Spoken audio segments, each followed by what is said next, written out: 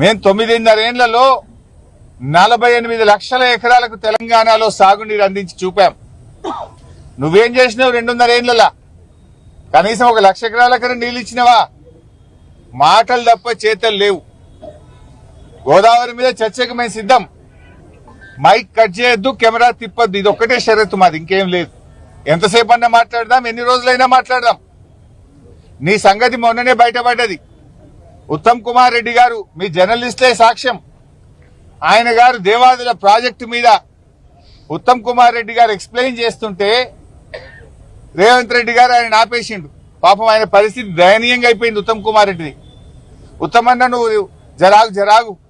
ఈ ప్రాజెక్టు మీద కడియం శ్రీహరి గారికి బాగా తెలుసు, ఈసారి రివ్యూ చేస్తే కడియం శ్రీహరిని పిలుచుకో అంటుండు. అంటే నీళ్ల మంత్రికి ఏం తెలియదని చెప్పకనే చెప్తున్నాడు. ఉత్తమ్ కుమార్ రెడ్డికి ఏమీ తెలియదని రేవంత్ రెడ్డి గారు మీడియా సాక్షిగా వరంగల్లోనే చెప్పిండు. ఉత్తమ్ కుమార్ రెడ్డిని ఇజ్జత్ తీసేసిండు.